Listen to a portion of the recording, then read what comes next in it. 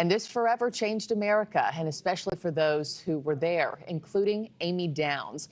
She was working as a bank teller in the federal building when her office exploded, instantly falling 3 floors below her when she was buried under 10 feet of rubble, with only her right hand visible from the mound of debris.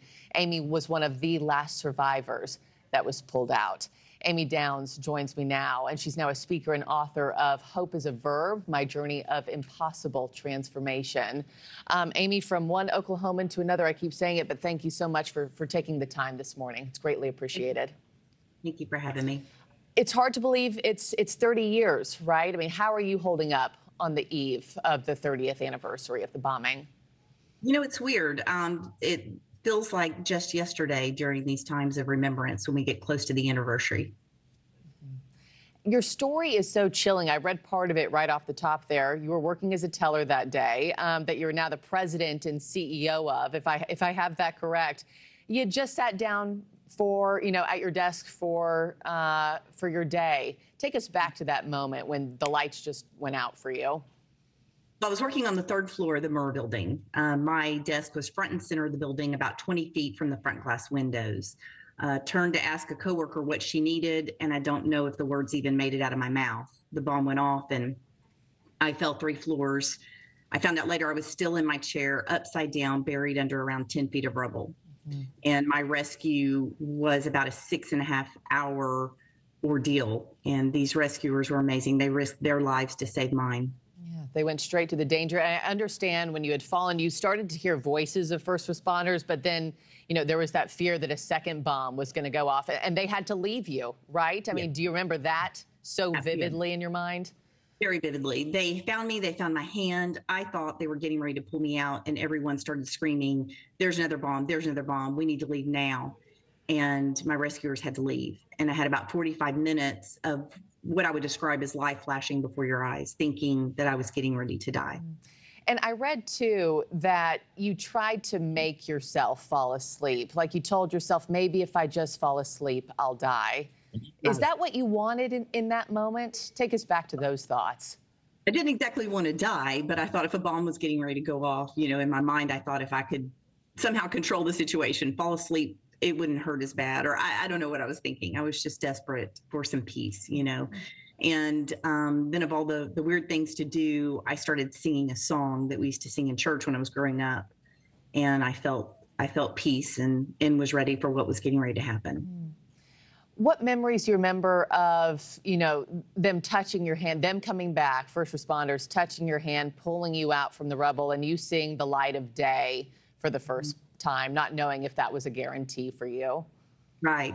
Well, I remember when they pulled me out from under the rubble, looking around, and my first thought was, this is not real. I'm in a movie. It just did not, I could not believe what I was seeing.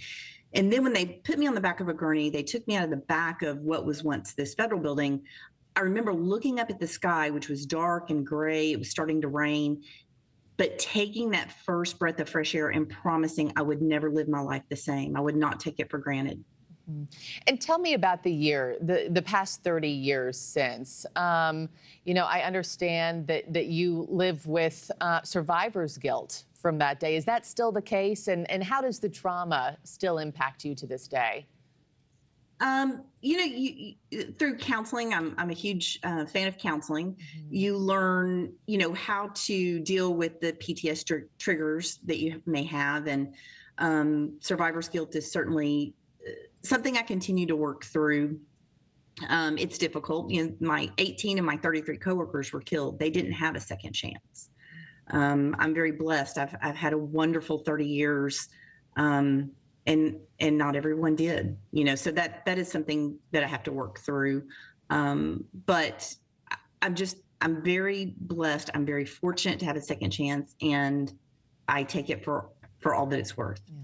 I know you saying you lost 18 of your 33 coworkers that day. I was reading those colleagues had become more like family to you than just coworkers. You were each other's support system and lifeline. And I know that you helped identify the bodies by the clothes they were wearing that day. What do you want people to remember this weekend and to know about those loved ones that you lost?